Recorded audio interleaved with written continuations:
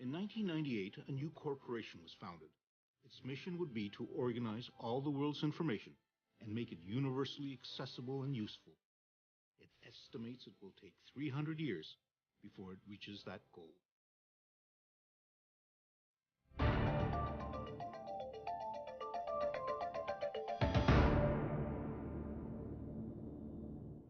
Successful companies start with very audacious goals, and there's no question that the Google organizing all the world's information and making it useful was an audacious goal. And we started with the web, but we see our mission as much more than just the web. We see it as really all of the way we communicate, the way we think, because there's so much of it. Google may have started out as a simple search engine, but today with applications like Android, Chrome, Wave, Picasa, Google Apps, YouTube, and Google Ocean, and now even its own smartphone, it's become an internet powerhouse. This technological tsunami pours forth almost daily from its development teams located around the world.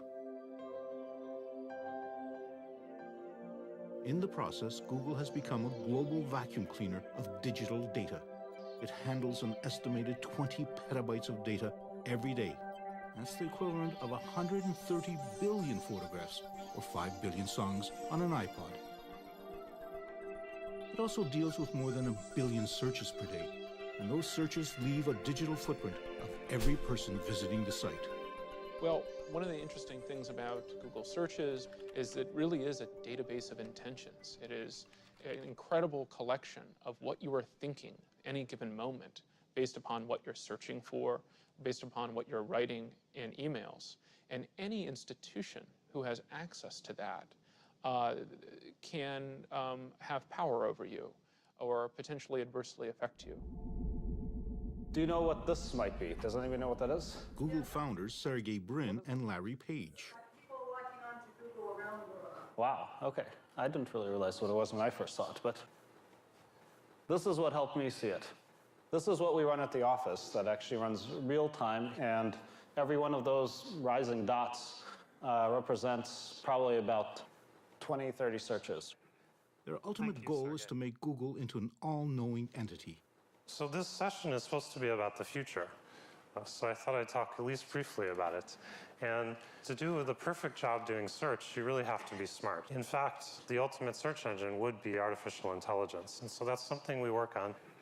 It is somewhat ironic that they use an image of the rogue computer HAL from the movie 2001: A Space Odyssey when they are promoting such a benevolent message. Partly, we want to make the world a better place. If I ruled the world, every day would be the first day of spring.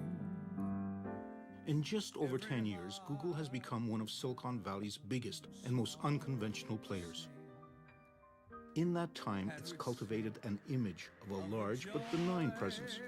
That public perception is changing. When Google began to scan and digitize millions of books, authors and publishers responded not with hurrahs, but lawsuits alleging copyright infringement. Not long after Google News was launched, Google became the target of condemnation by the print media, which accused it of destroying their ad business and being responsible for plummeting circulation revenues. But with Google's YouTube site, the music and television industries see a threatening competitor undermining their traditional methods of making money. And when Google started photographing streets, it outraged privacy advocates. Wherever or whatever Google expands into, it always seems to be accompanied by disruption and upheaval. And whenever controversy does arise, Google falls back on a corporate motto that was born out of an early Google employee's aversion to corporate speak.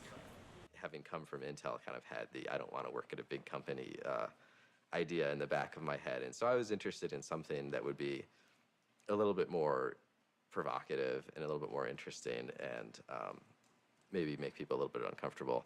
And so just sitting there in the meeting, I was just trying to think of something interesting. And so what popped into my mind was just don't be evil. When I came in, I thought this was a joke. I thought that it was just a way of marketing within the company. And then one day I was sitting in the room, and I'll never forget we're having a discussion about advertising, and one of the engineers named Ron pounds his fist on the table and says, "That's evil." And all of a sudden, conversation stopped. It was as though everyone had jumped around the table and hid underneath it. And all of a sudden, it focused the conversation on whether this particular change was positive or negative for customers. We ultimately did not make the change for that reason. It's not a bad motto, but it's misplaced because it gets increasingly difficult to say that one is not evil when thinking about the scope of different activities that service providers are involved in. It's no longer just search. The search engine Google was born in that hotbed of technological innovation, the Computer Science Department at Stanford University. Larry Page and Sergey Brin met as grad students in 1995. They had much in common. Their fathers were both college profs, and their mothers were scientists. Both were born in 1973. Both grew up with and loved anything to do with computers.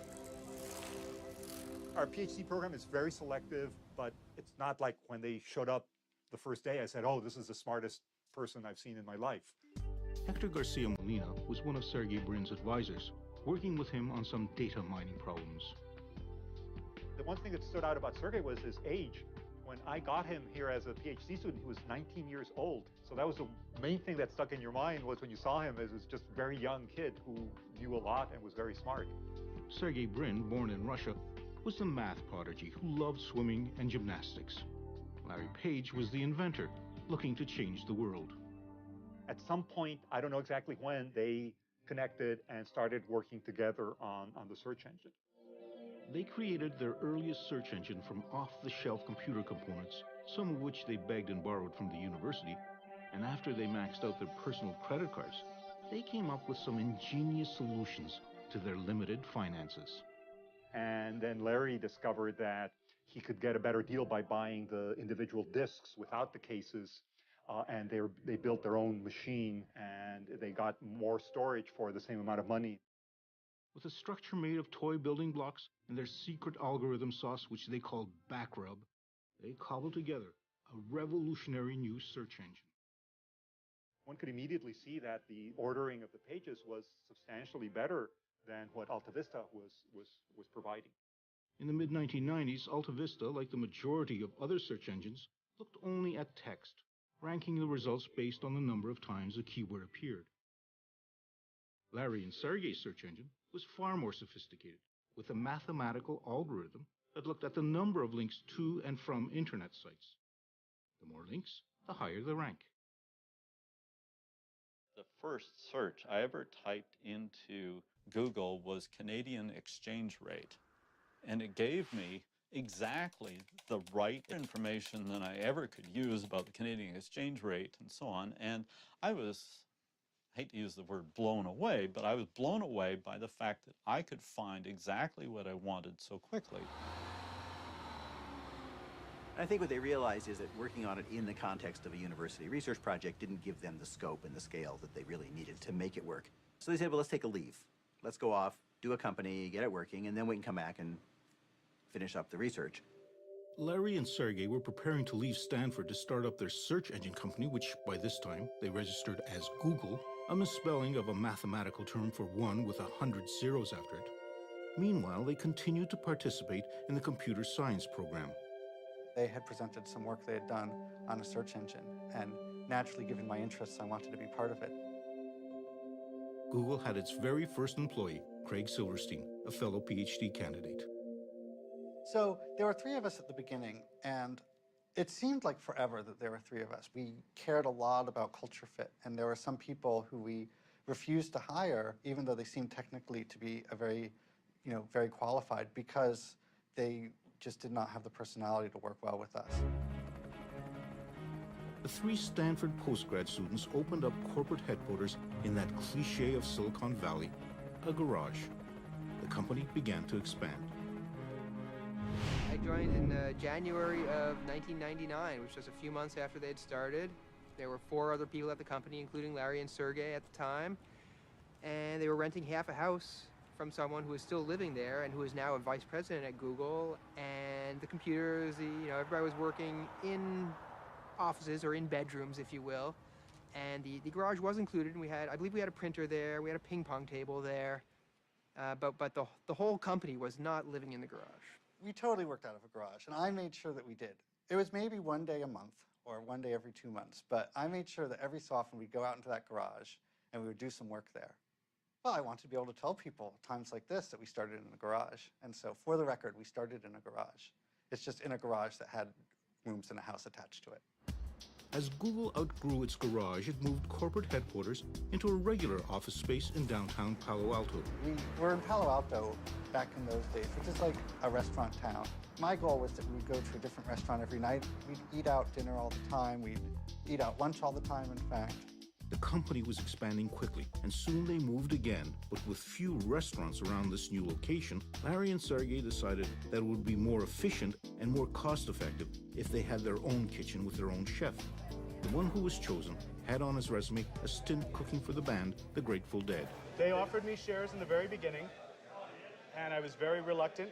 You know, I talked to my dad about it, and I was like, Pop, these guys want me to give them money for these shares in a company that isn't public. And he's like, it's a scam. Don't believe them. Don't you give them a dime. Unlike other search sites, the Google homepage was clean and efficient, free of annoying banner ads and pop-ups. Larry Page and Sergey Brin watched as their search engine Google became more and more popular. But that engine still wasn't translating into real money, and they had no viable business plan to make Google turn a profit. Our founders decided that for the longest time that we weren't going to get into the ad business. However, I think the breakthrough idea came when we said, look, why don't we just show ads that are purely text-based and doesn't have any, moving images or distracting stuff. Based on the search, Google would provide simple ads for people to click through. So in October 2000, Google embarked on a new business, online advertising. Almost immediately, ad money started to flood in, and pressure grew on Larry and Sergey from their venture capitalist investors. They wanted an experienced CEO to run the place. Larry and Sergey chose a seasoned veteran of the tech world, Eric Schmidt. He had successfully run software maker Novell, and before that, he was with Sun Microsystems. But perhaps what was more important for the founders was that he shared with them a background as a computer science engineer, married to a strong entrepreneurial drive. Well, Google has taken the position that creativity occurs from individual entrepreneurs deep inside the company, often who have an idea but don't have time to work on it. So we invented a concept called 20% time. And every technical person in the company is supposed to, and we encourage them to spend 20% of their professional time on things that they find interesting, not things that we find interesting. Employee number 23, Paul Buckheit, who was the originator of the motto, "Don't be evil," was also the engineer who in just one day came up with Gmail, an email program used internally by Googlers. There were a lot of objections to even doing Gmail in the first place, but one of the big ones was that there was no way to make money with email. So there was this idea that had been floating around that maybe we could do targeted advertising. For example, if you get an email about a ski trip, you'll get maybe an advertisement for ski equipment or gloves or something like that. He decided to try writing some code to see if it was possible for Google computers to scan the Gmail messages and spit out an appropriate ad. When I arrived the next day, people were pretty excited about it, and not always in a positive way. Some people thought that it was actually a terrible idea. What I recall from the meetings, which occurred over about a year, was this constant debate of what kinds of features would advertising work and so forth. And we ultimately decided to try it. And we, in fact, launched Gmail on April 1st. It was seen largely as a joke. The addition of targeted ads to Gmail in 2004 proved to be no joke, adding to Google's ever-burgeoning bottom line. Google had transformed itself into an advertising money-making machine. Now, when we talk about publicity, the Google IPO has received more publicity than any other IPO in history. When Google was preparing for its initial public offering of stock, it had to disclose a closely guarded secret, that it had staggeringly large revenues and profits. It took most investment observers by surprise and made Google a very attractive stock to own. And so, August 19th, 2004, the first day of trading of Google shares, saw the creation of hundreds of freshly minted millionaires. Those early investors and first Google employees had struck the mother lode. For people who get into a company because of the money, an IPO is a big deal. Any exit strategy, you're bought by someone else, you have a public offering, whatever, it's a big deal. And it causes you to rethink your life because your dream has been achieved. I'm doing okay. I'm comfortable. Most people would consider me wealthy. I consider myself wealthy. Larry and Sergey were now way beyond wealthy. It took just 6 years for them to become billionaires. Their company, Google, had become one of the world's top search engines. It's even made it into dictionaries as a verb.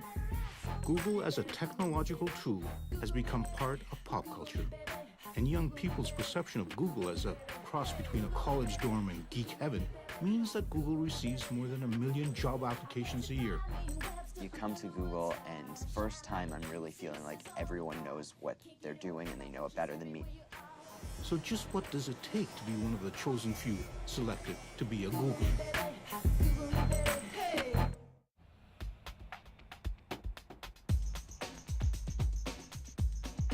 The Googleplex, as it is known by the Googlers who inhabit it, are made to feel that they are the best and brightest.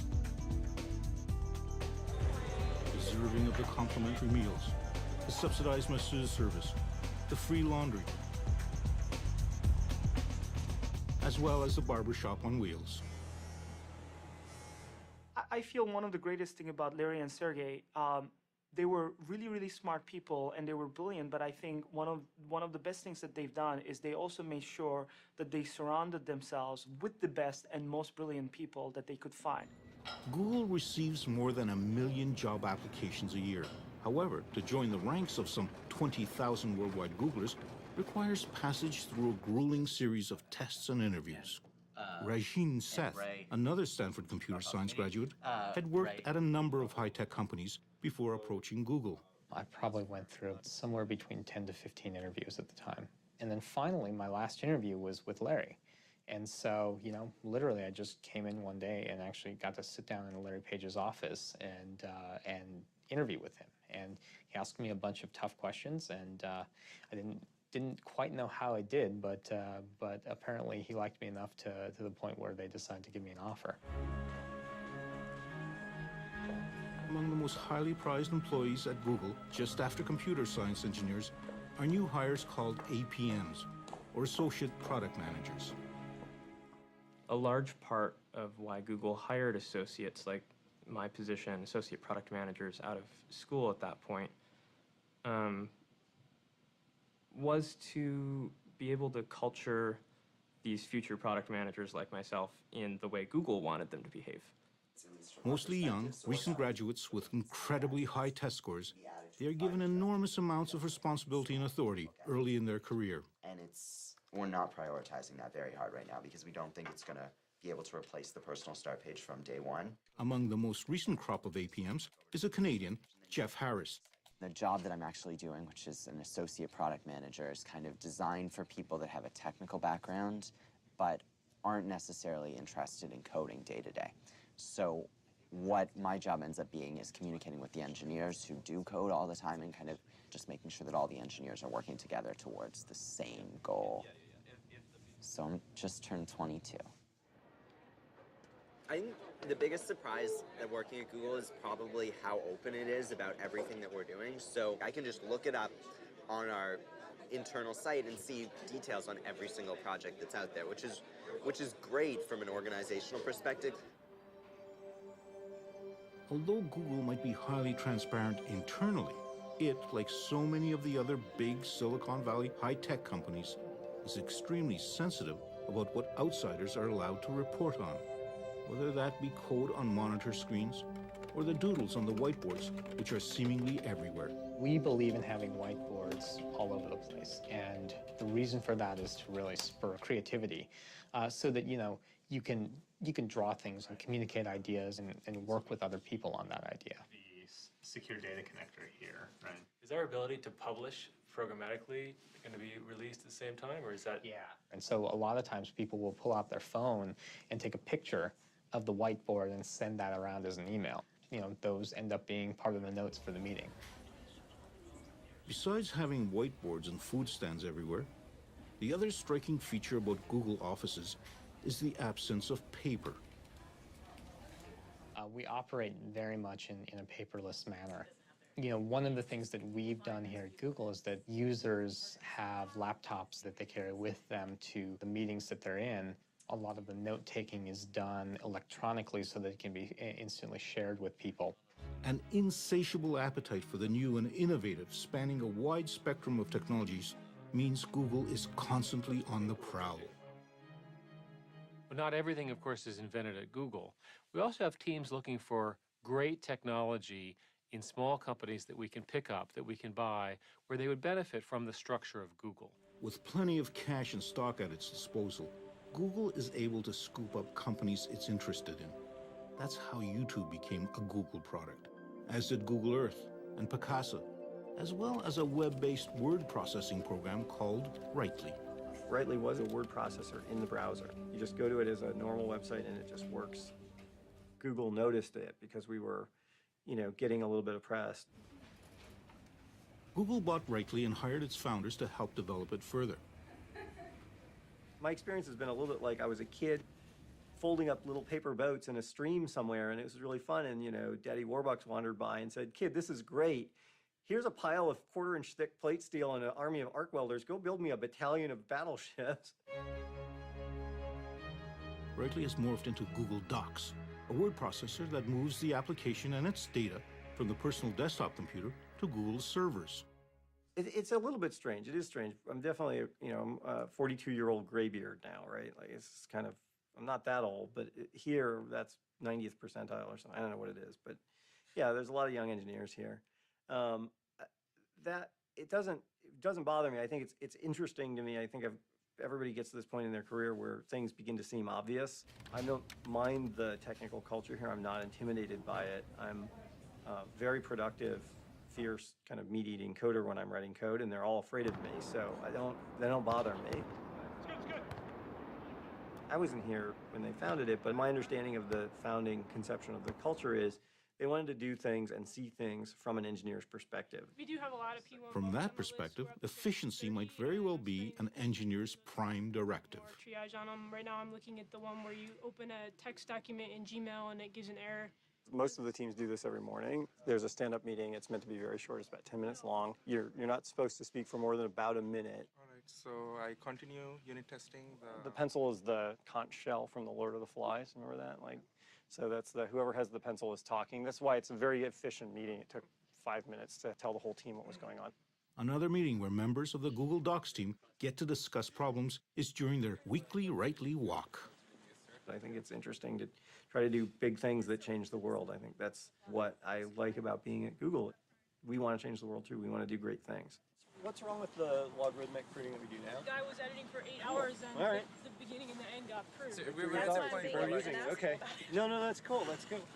You get to deal with tens of millions of users and, big data centers and big machines and big engineering, and it's really fun. For computer geeks, the fun really began in 1977 in a Silicon Valley garage when two college dropouts started a company called Apple and launched a revolution. The personal computer revolution. The power of the desktop computer unleashed across millions of homes and offices around the world changed everything. But now, after more than a quarter of a century of insinuating itself into our lives, the PC has lost pretty well all of its original gee-whiz luster. Google has set its sights on creating another revolution by eliminating the need for desktop computers. It wants to put as much of that data as possible onto its own servers. One of the things I think that's underappreciated is from the very earliest days, including at Stanford, they were great at minimizing the cost for putting together computer systems, and they've carried on that ability to deliver a huge amount of computing power at a relatively low cost. From its beginnings, Google had made it a priority to manufacture as cheaply as possible all its servers and storage facilities to handle its fast search and logging of the internet. And as the internet has grown, so has the need for increased computing capacity. Well, Google builds large data centers. We use personal computer components, and then we build a lot of specialized systems now to deal with the kind of scale that is required. Scale is at the heart of Google. Not only does Google have access to almost limitless computer power, but perhaps of greater value, it has accumulated a massive collection of data. Data that can be used for testing at a scale unseen by most new computer engineers. My office mate and I were just banting around some ideas, and we're talking about something that later turned into something close to Google Bookmarks. And we did a little bit of math and said, that'll be about, I don't know, 4 petabytes of data. That doesn't seem so bad. And that sentence, 4 petabytes of data, that doesn't seem so bad, is something that before I had been at Google for a month, I would have been shocked to hear those words coming out of my mouth. That shocking 4 petabytes is the equivalent of 4 million gigabytes, numbers so staggeringly large that it is nearly impossible for mere mortals to fathom. As memory increases in capacity and decreases in price, Google is moving into something called cloud computing. The whole idea behind cloud computing is to go ahead and get everything on their server where the professionals are managing it. The problem today is you've got all your stuff on your computer, you drop it, you break it, you delete it, it's a disaster. Why don't you put everything that's important somewhere else, keep it secure, keep it under your control, it's available to you on every demand, on every device, and everywhere you are. The move to the cloud is ushering in a revolution in how we communicate, how we work, how we play, in fact, how we live. People wonder, what's going to happen to information that is mine personally? It's my bank records, my health records, whatever it is, but I don't control it. It's sitting out there somewhere I have to just trust whoever has it to not do things with it I wouldn't want. Is this move into the clouds opening a back door for governments and corporations to secretly access data about us?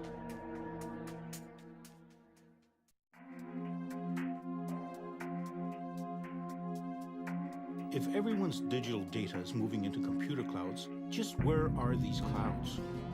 One of them has touched down in the foothills of the Blue Ridge Mountains in North Carolina.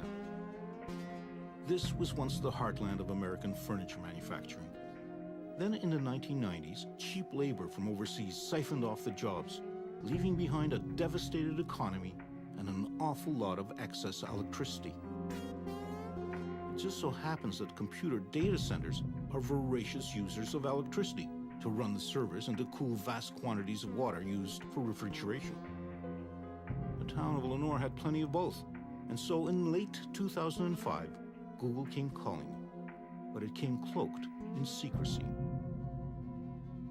From Google's perspective, at least as I understood it, it was that the race to build these data centers is so intense, and the information, at least they see it, is so proprietary that they didn't want any of their competitors to get wind of what they were doing. T.J. Rohr is a lawyer and a member of the Lenore City Council who was involved in the closed-door negotiations with Google. They would reveal information to us that we couldn't reveal to anyone else. Google definitely had an attitude like, look, it's our way or the highway. These are the terms we're offering, take them or leave them. Desperate local and state officials were more than ready to reach a deal that would bring Google to this devastated county. They offered Google a 30-year tax break on property and equipment. It was worth an estimated $165 million over a 30-year period. From these digital warehouses estimated to cost $600 million apiece flows a stream of data. Here are the emails, the photographs, the music, the videos, the maps, and the searches that have made Google a data-collecting powerhouse. Google does not divulge how many server farms it runs worldwide. but it is rumored that there are some 36 of them around the globe, all digitally connected and all firmly planted on land. But that might change. Google has filed a patent to build data centers out on the open sea. Powered by the latest technologies in harnessing wave energy, Google servers would sit out on barges. The expectation is that seabound servers would be much cheaper to run, and there certainly wouldn't be any real estate or property taxes to pay. A working model has yet to be built, but Google is a corporation that likes to move quickly when cutting-edge technology is involved. However, Google took its time when it came to opening up an office in China. The growth in internet usage in China is staggering. By 2009, its internet users surpassed the entire population of the United States.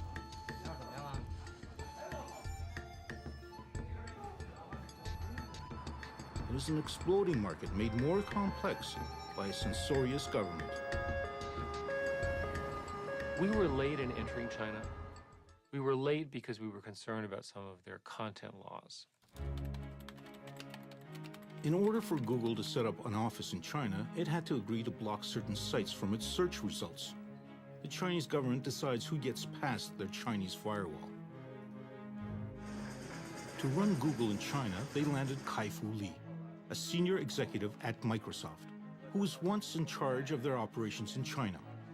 In 2005, Kai-Fu Lee found himself in the role of Noogler, as new Googlers are called. When I joined Google, I used the word shock to describe what I felt I saw. And I think it's a combination of things. It's a combination of the Google values, and that's just how young and happy this company was. It's my goal to make the culture in the Google China office as close as possible to that of Google Mountain View office. It's impossible to make it exactly the same because the Chinese culture and the American cultures are different. Nothing separates these two cultures more than who is actually using the internet. The average internet user is 25 years old in China versus about 42 in the United States. So the difference is substantial, and the usage patterns is also quite different. The Chinese users, because they're younger, tend to like entertainment, games, music, video, tend to do less of searching and e-commerce. Similarly, when they use the web, they tend to want something that's very busy, very exciting, as opposed to simple user interfaces. The internet cafes are filled with young people, many of whom are here because at home they would be forbidden to play these games and movies. What it seems is not forbidden, either here or at home, is downloading pirated music. We noticed that most Chinese users on the internet download pirated or unlicensed music through other search engines. And that's become a habit, and I think most users find that to be an entitlement. So our efforts to try to build perhaps a paid per download or even a subscription service ended up with a clear conclusion they would never take off. A Google engineer and a product manager used their 20% time to come up with Google Music, a free music download that has the support of the major record labels. So we hope we found the formula that will not only be successful, popular, but also profitable for record labels and for our partner and for us. While the Chinese government appears to tolerate the pirating of music, it seems to show less patience for Google, recently accusing it of spreading pornography. Google is registered in China, so we have to follow the Chinese laws. Whatever the laws. Well, our employees are Chinese citizens. They would have to follow the Chinese laws wherever they were. Following Chinese laws meant that Google searches from within China for such things as Falun Gong, Tibet independence, or Tiananmen Square protest produced quite different results from those that appear on screens outside of China. And that's how it operated for 4 years.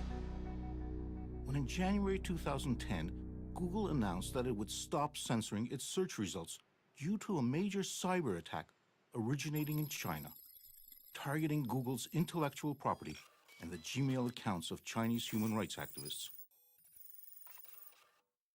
While China insists that its laws must be obeyed, Google warned that if discussions with the Chinese government to operate an unfiltered search engine prove unsuccessful, it could shut down operations in China.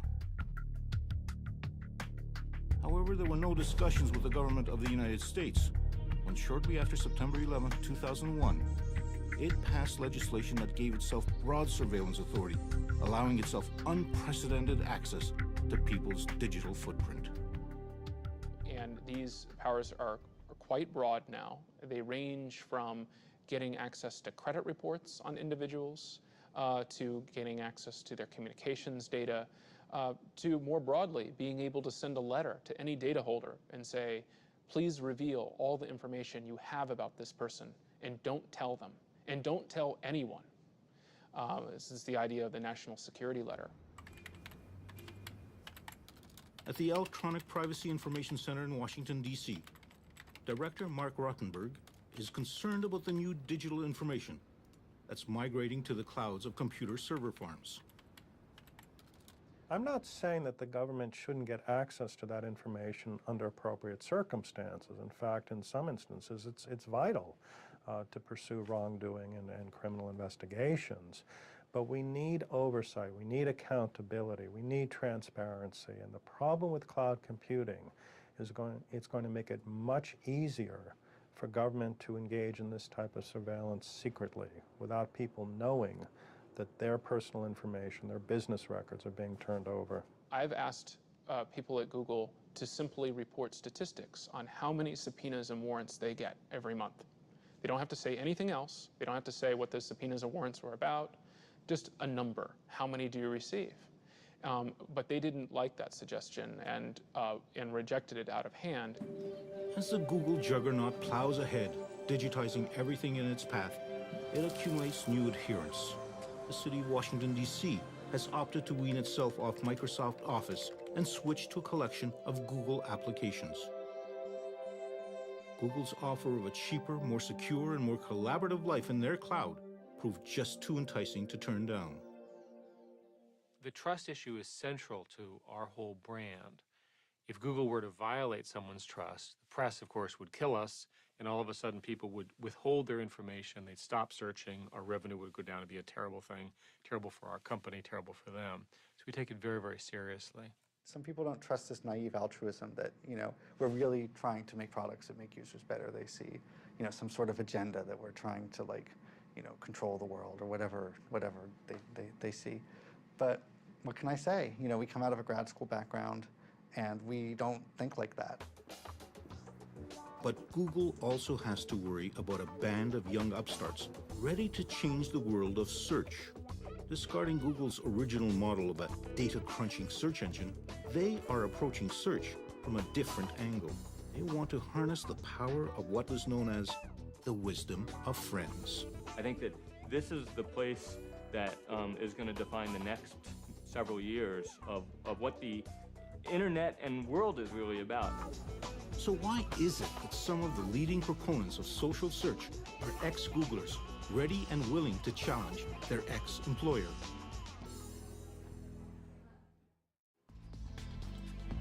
With almost 20,000 employees worldwide, Google is beginning to see some of its early hires leaving for what they see as the next big thing. In a down-market district of San Francisco, an internet startup has an abundance of Google corporate DNA. Several of its founders are ex-Googlers.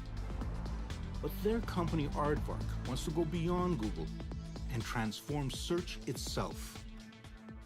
We like to call it social search. It's the notion of you're really searching for the right person in the moment.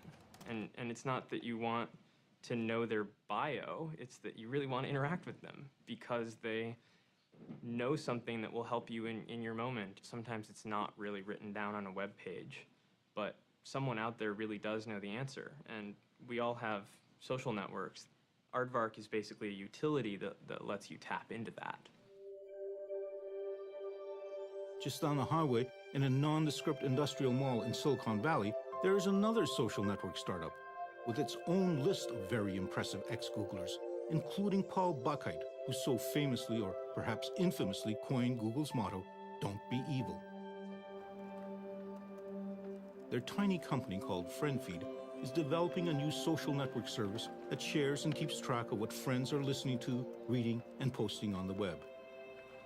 None of us really knows what's going to happen next. But in many ways, I find that that's actually part of the fun of a startup. At a big company, I can pretty easily predict what's going to happen next year. At a startup, you have no idea what's going to happen next. Next year could be a huge success or it could be a huge failure. Google had been eyeing FriendFeed for possible acquisition. But before FriendFeed could even reach its second year in business, it was gobbled up by social network phenomenon Facebook for a reported $50 million. Facebook, founded by a Harvard dropout in 2004, has undergone an explosive growth and represents a real challenge to Google, at the same time attracting a surprising number of ex-Googlers. I think leaving Google and choosing to come to Facebook just demonstrates how compelled and convinced I am about the importance of Facebook's mission. Facebook, along with Twitter, are currently the hottest social networks around, and they have realized that their kind of friend-based recommendations is a form of search far removed from Google's cold, calculating algorithms. For most people, outside of engineering, the world is about relationships. It's about connecting with other people. And to that extent, Facebook really is that next step in the evolution of what really matters from a technology perspective. Google had in fact entered the social network market with something called Orkut. Although tremendously popular in India and South America, it has failed to attract any large following among Europeans and North Americans.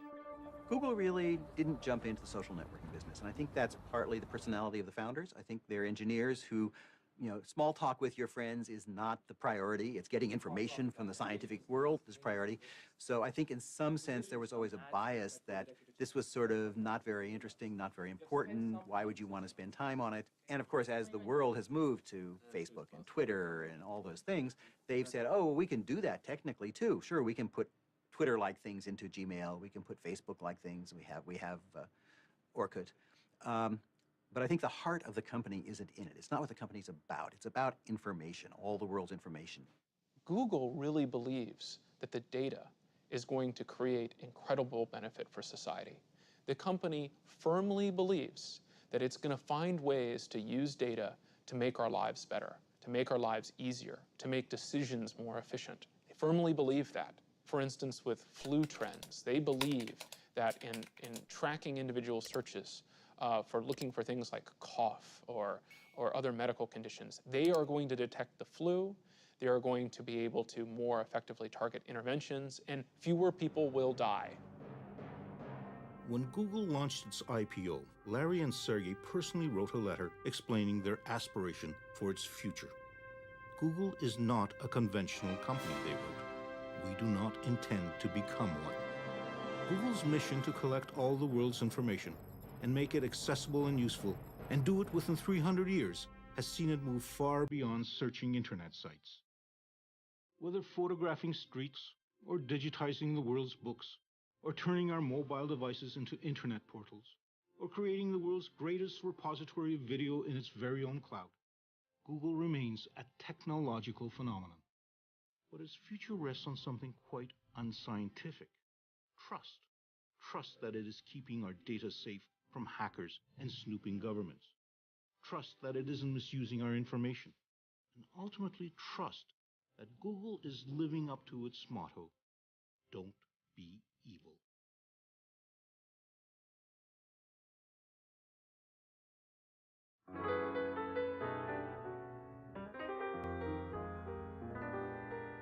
If I ruled the world, there'd be happiness that